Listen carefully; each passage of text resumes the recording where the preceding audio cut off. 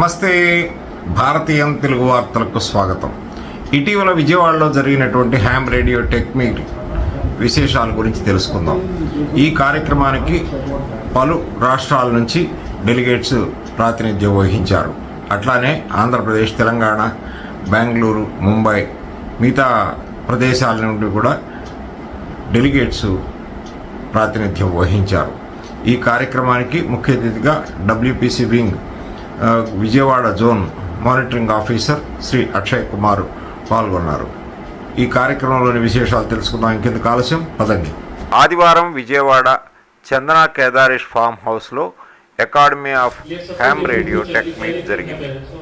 ఈ టెక్ మీట్లో బెంగళూరు, ఒరిస్సా, వెస్ట్ బెంగాల్, ముంబై నుండి ఆంధ్రప్రదేశ్, తెలంగాణ రాష్ట్రాల నుండి చాలామంది డెలిగేట్స్ పాల్గొన్నారు. ఈ కార్యక్రమానికి ముఖ్య అతిథిగా అక్షయ్ కుమార్ గారు, డబ్ల్యూపీసీ వింగ్ మానిటరింగ్ ఆఫీసర్ పాల్గొని అనేక విషయాలను తెలియజేస్తూ కొన్ని సూచనలు చేశారు. పాత లైసెన్స్తో ఉన్నటువంటి వాళ్ళు తప్పనిసరిగా వెంటనే మైగ్రేషన్ చేసుకోవాలని, లేదా వాళ్ళ లైసెన్సు క్యాన్సిల్ అవుతుందని, మీకు ఏ విధమైన సాంకేతిక ఇబ్బందులున్నా వెంటనే నన్ను కలవండి అని వారి ఫోన్ నెంబరు, వారి ఈమెయిల్ ఐడి ఇచ్చి నేను వెంటనే వారి సమస్యలను పరిష్కరిస్తారని హామీ ఇచ్చారు. ఈ కార్యక్రమానికి మొత్తాన్ని ఆర్జా రమేష్ గారు ఒక్క చేత్తో కార్యకర్తలందరినీ కలుపుకొని కార్యక్రమాలు నిర్వహించారు. డాక్టర్ రాజశేష్ గారు VU2 HMY QO100 satellite communication గురించి, దాని పనితీరు, ఎలా ఎస్టాబ్లిష్ చేసుకోవాలి, ఎలా ఇన్స్టాల్ చేసుకోవాలి, ఎలా రిసీవ్ చేసుకోవాలి అనే సాంకేతిక విషయాల గురించి తెలియజేశారు.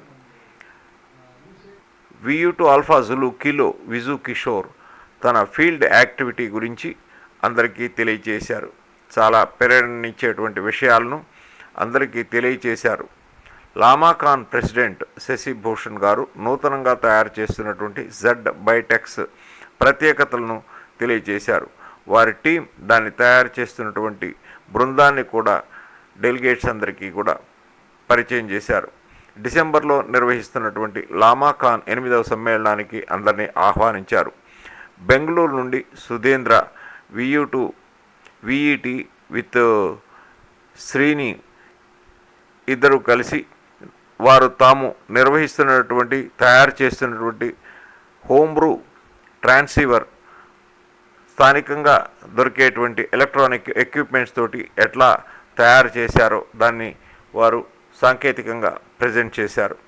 సైన్స్ అండ్ టెక్నాలజీ కౌన్సిల్ డైరెక్టర్గా పనిచేస్తున్నటువంటి ప్రొఫెసర్ శ్రీనివాస్ గారు కేఎల్ యూనివర్సిటీలో నిర్వహిస్తున్నటువంటి అనేక ప్రయోగాలను గురించి విశదీకరంగా తెలియజేశారు. కళాశాలలో హ్యామ్ రేడియో కార్యకలాపాలు నిర్వహించుకోవడానికి తన వంతు సహాయం చేస్తానని, సంస్థ ద్వారా ప్రోత్సాహకాలు అందిస్తానని హామీ ఇచ్చారు.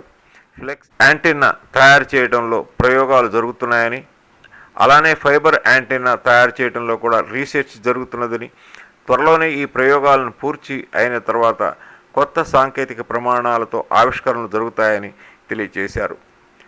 ప్రతి గంటకి ఒక లక్కీ డిప్ తీసి బహుమతులను డెలిగేట్స్కు అందజేశారు. చివరిలో బెలూన్ గిఫ్ట్ కార్యక్రమాలను నూతనంగా రూపొందించారు. బెలూన్లో ఒక లక్కీ డిప్ పెట్టి ప్రతి ఒక్కరికి గుండు సూది దానితో బెలూన్ను పగలగొట్టించి దానిలో బహుమతి లక్కీ కూపన్ను తీసి వాళ్ళకు బహుమతులను అందజేశారు. ఈ కార్యక్రమానికి గిఫ్టులను స్పాన్సర్ చేశారు.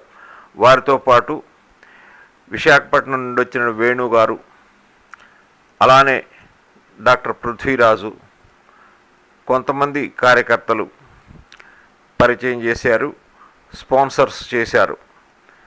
అలానే సీనియర్ హ్యామ్స్ని కొంతమందిని సత్కారాలు ఫెలిసిటేషన్స్ చేశారు. రాబోయే 2027లో హ్యామ్ ఫెస్ట్ ఆంధ్రప్రదేశ్లో జరపాలని కొంతమంది సూచనలు చేసి ప్రతిపాదనలు చేశారు. వార్తలు ఇంతటితో సమాప్తం. జై భారత్, జై హింద్.